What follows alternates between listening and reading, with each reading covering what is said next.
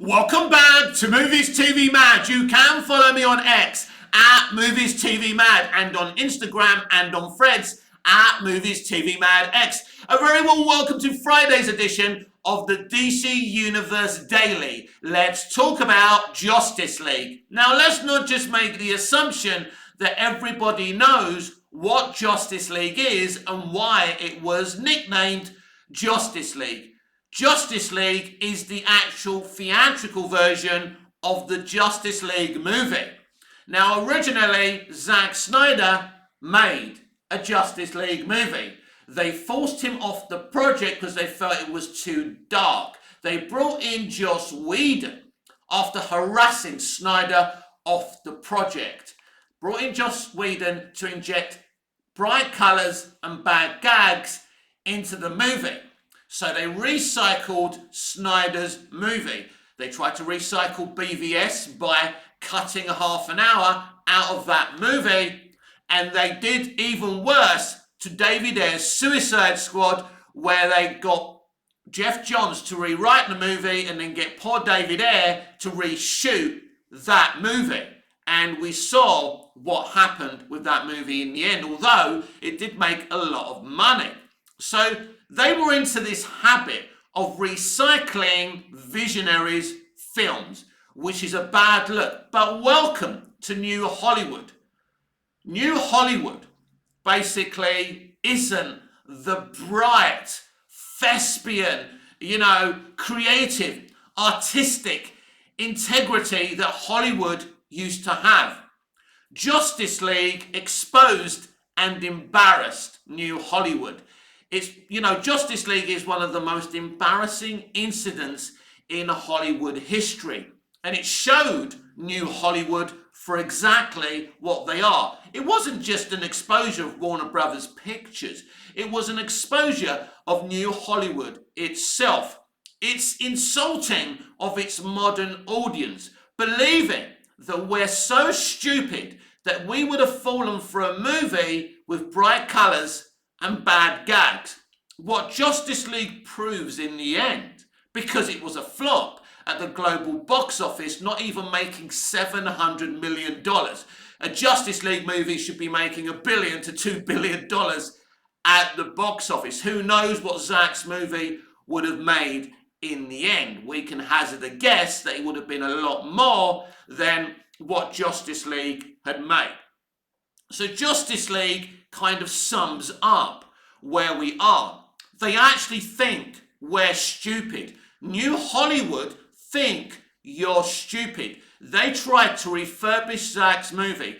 What Justice League proves, though, that today's modern audiences are a lot more smarter than they give us credit for. As we saw that movie, we started to realize that this wasn't Zack Snyder's movie. This was quite obvious near the early stages of Justice League. So I came out of that movie absolutely depressed. I was sitting in my cab. My cab driver is actually a friend of mine as well, and he goes, "Mick, what do you make of the movie? Was it fun?" He knew that this movie was the thing I was talking about for months and months. I love BVS. I couldn't wait to see the continuation of BVS. Zack Snyder's Justice League would have been the continuation. I felt betrayed. I felt devastated. And at first, we were all making the assumptions that, was this Zack Snyder's film? Was this Joss Whedon's film? What the hell was going on? But let's back up a bit. Because when we all first heard that Joss Whedon was just taking over this movie to finish it off, because there's something that I haven't spoken about yet, and it's something we've got to speak very carefully about. Because Zack Snyder's daughter, Autumn, tragically took her own life. Warner Brothers Pictures lied that Zack moved away from the project because he was mourning his daughter's tragic death.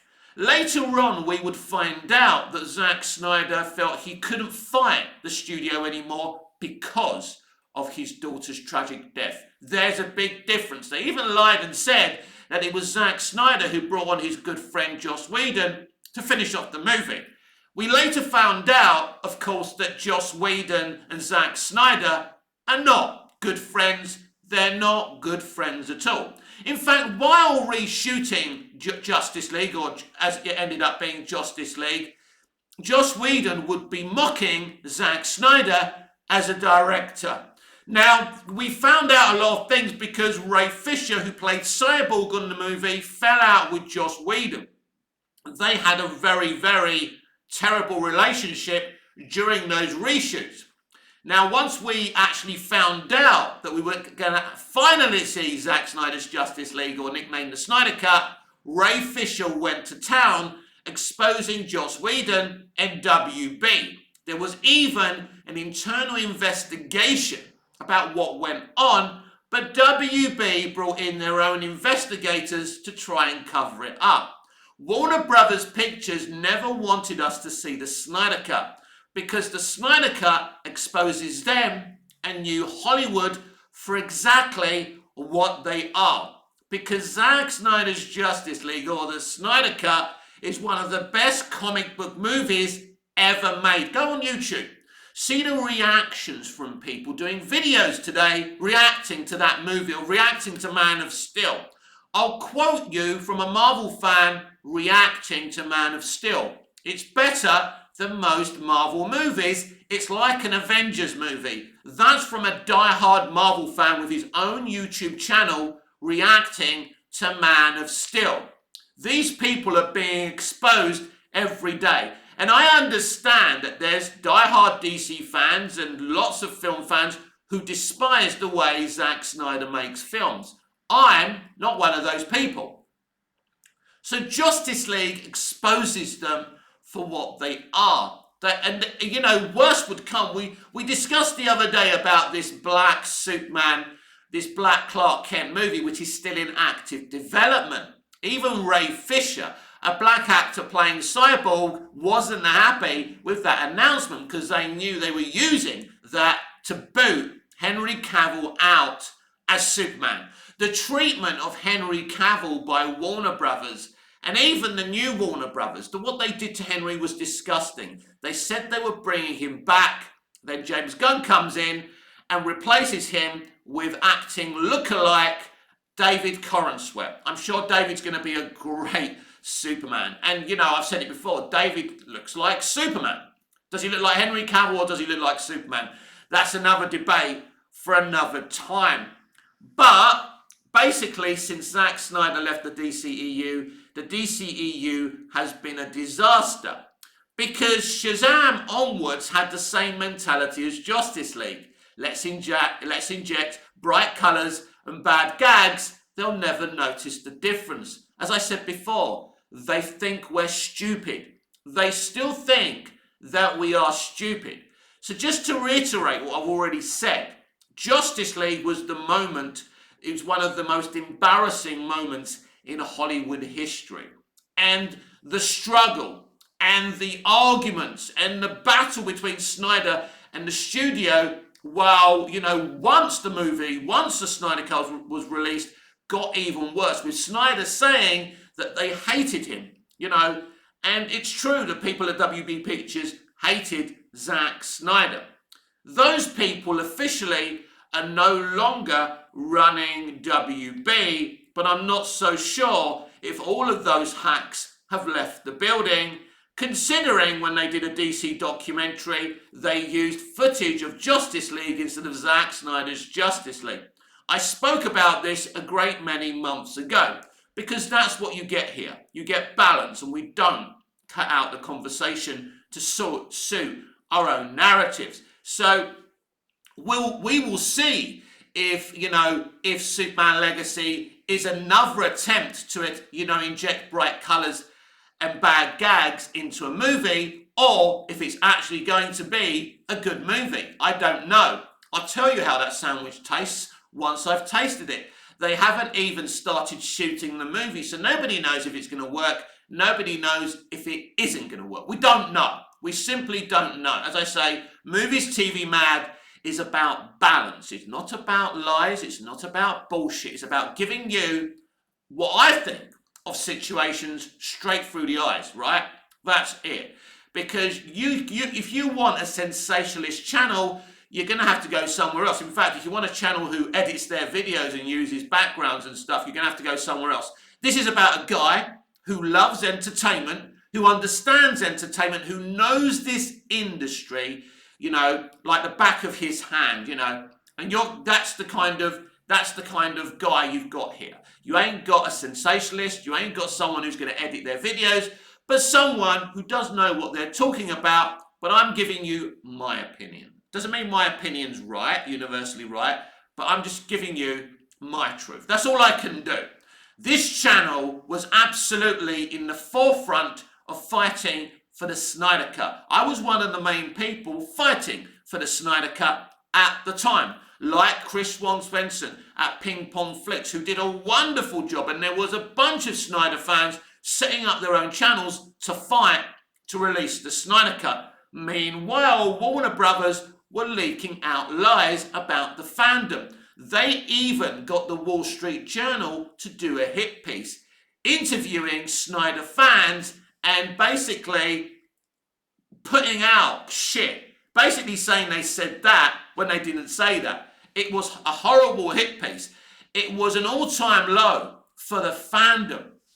This is where we are in Hollywood today. Then you've got the diversity police, you know, these are the people who reduced Ray Fisher, a black man's role in Justice League. They took Kiersey Clements totally out of Justice League. But these are the people virtue signaling about representation and inclusion when they pulled out a young black actress out of a movie.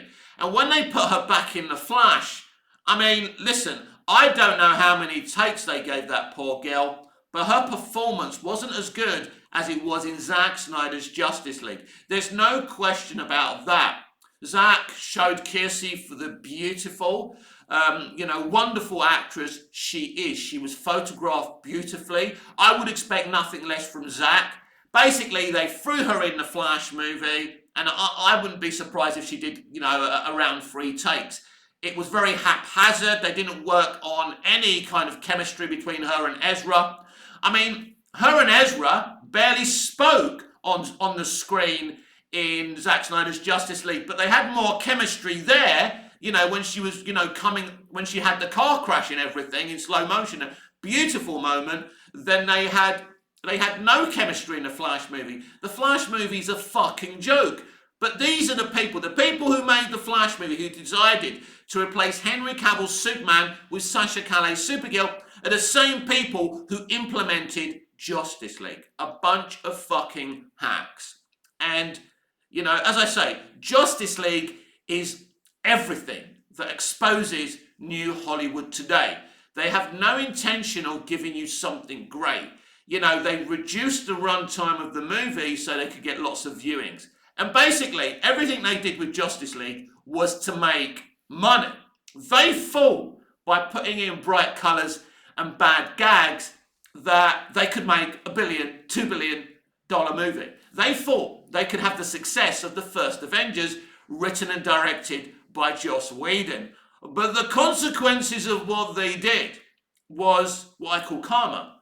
Because if they just let Zack Snyder cook, at the very least, I believe that his Justice League, which originally wouldn't have been 4 hours, probably would have been around 2.5 hours, just slightly a bit more, would have made around the same money of Batman vs Superman Dawn of Justice at the very least. That made just under $900 million globally. That's pretty good. That's not brilliant. It's not what they would have wanted. It's not the $1 billion, $2 billion, a Justice League movie should be making, but at the very least, it's a lot better than $650 million at the global box office. Much better. Because sometimes auteur films, people are not attracted to them. You're not going to get the mainstream. They wanted a mainstream audience, as Zack Snyder said several weeks ago when he was promoting Rebel Moon. If you wanted a movie for the general audience, why did you bring me in the first place? It's something that I've been saying for a long time. You can't blame Zack Snyder for being Zack Snyder. You can't blame James Gunn for being James Gunn. These people are going to make their movies. You're not going to tell, Denis Villeneuve not to do June and June 2 the way he's done them, right? And I'm hearing some great things about June 2. I'm very, very excited. I mean, wow, Shyamalan's going to be riding a fucking sandworm. Wow, I'm hyped. But back to this. So if you ever want to see what sums up New Hollywood, it absolutely is Justice League. I mean, I've tried going back to watching that movie in the past. And some people say to me, but Mick, is there some good things about that movie? Is there anything about that movie that you like? Yeah, look, the attempted race between Superman and the Flash in a post-credit scene is fun. I do like it, but you don't actually ever see the fucking race. You never see who won, which is a shame. But it is interesting at the very least. But I wouldn't want Justice League replacing what Zack was doing just for that moment. Look, the film isn't good. I don't blame Joss Whedon for Justice League. I never did. He was put in an uncompromising position. He was desperate to make a Batgirl film. They said to him, if you do this, if you recycle this movie and it becomes successful, you get your Batgirl movie. But all they had to do was come out, and I've said this a billion times and it's boring at this point. All they had to do is bring out Snyder, and just come out as a studio and as a director and say, listen, we've had creative differences. We're moving away from Zack's vision. They could have done this. I mean, they could have done this before they even went into production of BVS.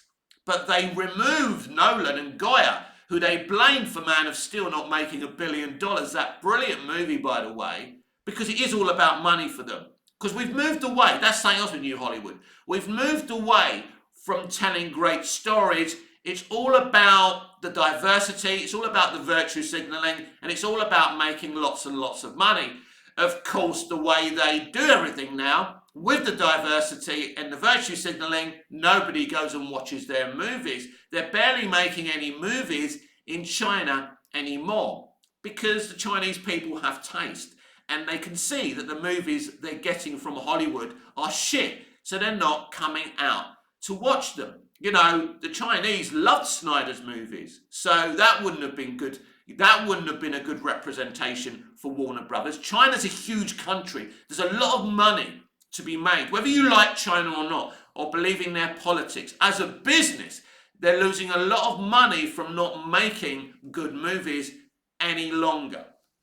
And the Chinese really loved the Snyderverse. Globally, the Snyderverse was more popular than it was in America. And I think we've seen from the recent box office for Aquaman and the Lost Kingdom, which I'm not suggesting is a hit, but it's broken even. At the very least, it's broken even, and it's not going to lose any money, unlike Shazam! Fury of the Gods, unlike The Flash, unlike Blue Beetle. Do you get it?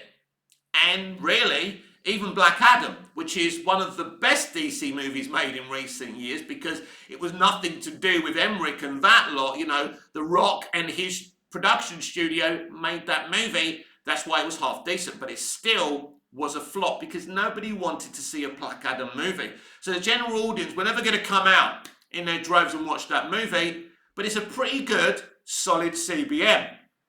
So what you got after Justice League, apart from the first Aquaman, was the same mentality, bright colours and bad gags. So we would never have seen this movie if it wasn't for AT&T. AT&T wanted to launch HBO Max, WB's brand new streaming service. They didn't have a Mandalorian to launch it with. They had nothing. They saw the fuss we were making about releasing this film and they saw an opportunity. So they gave Snyder $70 million. WB Pictures, meanwhile, were very angry that this movie was going to be released, and they tried to do everything in their power to kibosh that release. They even leaked out. They basically, this is amazing. Again, this is unprecedented, the kind of people you've got working in New Hollywood, right? That while we were watching Tom and Jerry, all of a sudden, Darkseid popped up, a sequence from this movie. Darkseid pops up interrupting the Tom and Jerry movie. This is how nefarious and how desperate to kibosh what Zack was doing, WB Pictures were doing. Then originally when they were going to release this 4-hour movie, it was going to be released as kind of a TV show in chapters, because when we watch the movie, it's still in chapters. At that stage, I believe they were planning on doing a Justice League seasons 2 and 3, which would have been Justice League 2 and 3. Once it became a 4-hour movie, it was never going to happen, and I told you that at the time. I'm very accurate about a lot of things because I understand the business. As I say, I don't sensationalize. I'm not the best presenter. I'm not the best YouTuber, but I know what I'm talking about. That's what you get from me. Accurate reporting with an opinion. And if that's what you want, you come to the right channel. If you want sensationalism, if you want quick 3-minute videos, you've come to the wrong place. I love films, I love talking about entertainment, and I like giving you the facts, and that's what I'm giving you now. So they never wanted that movie to come out, but AT&T were desperate because and what the Snyder Cut did was help launch HBO Max. It was the fourth most viewed streaming event of 2021. That's a fact. And something even more nefarious that happened was WB were hiding the viewing figures for the Snyder Cut and lying that many people didn't finish watching the film. In fact, people watched it in bits and pieces because it's a 4-hour movie. Not everyone has the concentration and the time to watch a 4-hour movie back to back. So people were watching it in bits and pieces. So they were releasing negative. They were lying. The viewing figures were astronomical for the Snyder Cut. A very popular film with critics as well. And basically, even the relatives of the guy who, created Darkseid and the New Gods and all those characters, congratulated Zack Snyder on social media. I remember it. I don't remember that family congratulating the director, Chloe Zhao, for Eternals, which is basically the guy who created, like, the Eternals characters, created the New Gods, created Darkseid. It's all the same person. The guy was a genius. His name escapes me, which is embarrassed. I'm embarrassed. I always forget names, don't I? Anyway, let's keep on going. But that's the point. The point is that this film exposed WB and they never wanted it released. And forevermore, Justice League will be the moment that outed New Hollywood and outed WB Pictures. They had one job: to create a vibrant, successful DC Extended Universe. Snyder was creating an alternative to the Marvel Cinematic Universe. He was doing something different, not to be different for the sake of it, because that's what Snyder is. He's an unconventional filmmaker. Lots of people threw their, spat their dummies out their prams when they should have given the guy a chance, because the Snyderverse is aging very well indeed. Thank you very much. And James Gunn has got an uphill task with this brand new Superman movie he's making, because it's going to be compared to Man of Steel. And as I've already said, the Snyderverse, especially Man of Steel, is aging incredibly well. When you see the production values of that movie, when you see the VFX of that movie, it still looks like a movie in terms of VFX and production values. Excuse my throat, I've got a morning throat, apologise about that, let's have a little cough. Right, let's clear that throat and get on. But yeah, when you look at the production values of Man of Steel and the VFX, it looks like it's just been made. Outstanding production values, an outstanding movie. And as I say, when people are reacting to Man of Steel, they're saying, wow, the VFX, wow, the music, wow, this film, it's amazing. So Man of Steel has got a new lease of life, because a lot of new people who didn't watch the film at the time are watching it and saying, wow, why isn't Henry Cavill still Superman? Why don't you ask WB, right? Because they're giving us a new Superman, a new universe. Can it work? I don't know. Am I excited? Of course I'm excited. I'm a DC fan. I still don't think it's right how Snyder was treated. I still don't think it's right how Henry Cavill was treated, but you should never forget that the people who gave you Justice League are probably the people who put James Gunn in charge of DC. It's still a recycling of the same universe because DC Universe used the DCEU as a back door. As I've questioned many times, why didn't they just start again? So really, the DC Universe is a spin-off from the DCEU. Really, DC Universe is kind of DCEU, if you look at it from a certain point of view. So it really is, even at the time as I was fighting for the Snyder Cut, I was thinking this is historic. This is one of the most craziest situations in the history of Hollywood. So you've got this director, you've got this visionary director, he's made this wonderfully brilliant Justice League movie, because I knew it was going to be good. It was obvious. I'd seen Man of Steel, I'd seen BVS, so I knew the standard of a Justice League that Snyder was going to give us. And he did, because Justice League, Zack Snyder's Justice League, the Snyder Cut goes beyond anything I ever expected. Very rarely do you get a movie that kind of goes beyond your expectations. I've had high expectations for lots of movies in my lifetime. They've never been what I wanted them or expected them to be. But Zack Snyder's Justice League, Snyder Cut, went beyond that. That's very rare in entertainment, especially these days when we're constantly being underwhelmed and disappointed with creative bankruptcy. But Zack Snyder is a brilliant director. He's a brilliant storyteller and he's a brilliant filmmaker. Yes, he's unconventional. He may not be your cup of tea, but I tell you what, he makes very interesting movies. And I love his DC movies. I would like to see more. Can we? Will we? It's unlikely, but anything's possible in this industry, especially with Warner Brothers in such a financial mess. They're re-releasing Barbie, they're re-releasing June, they're re-releasing Tenet because they're desperate for money. Why do you think they're doing that? Nobody re-releases 3 or 4 of their biggest movies, right, in recent history for no reason. You may re-release June because the second movie is coming out and you're using it as a promotional tool. I get that, but why are they re-releasing Barbie? Why are they re-releasing Tenet?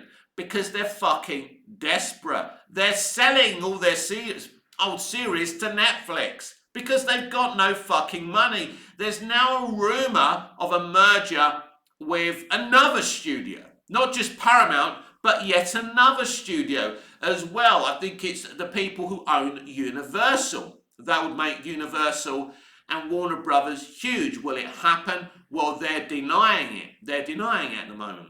The studio in question are denying it, or they're playing with words. But I've told you before, whoever it is with, Zaslav is either going to sell WB piece by piece, or he's going to merge with somebody else, right? So whether it's with Universal, whether it's with Paramount, it's going to happen, right? It's going to happen. As soon as they're allowed, right? From April, I think they're allowed to do business, because once Zaslav merged with WB, he had to wait a couple of years or whatever the laws are. Well, in April, that time will be up. And I think, look, it's very, very interesting, isn't it? You got Zaslav, right? Think about this, right? You got Zaslav, who put James Gunn as co-CEO of DC Studios, who launched DC Studios. If Zaslav merges with Universal, for example, but Zaslav steps away, Zaslav's just a shareholder, right? And he's not running things anymore. How are Universal going to go at DC? It's very, very interesting. Will James Gunn still have the keys to the kingdom? It's very, very unlikely, isn't it? Of course, they'll have to release Superman Legacy by that time, because Superman Legacy is going to start production, is going to start shooting in March. That movie is going to be made probably during a merger process with another studio. So that's interesting as well, isn't it? So there's so many things. I don't think the Snyderverse is totally dead. And at the very least, I don't think it's the last time we'll see Henry Cavill as Superman. So keep on fighting. Keep on making noise. Just remember, we never thought we'd ever get the Snyder Cut. But because we never gave up and made enough noise, we did release the Snyder Cut.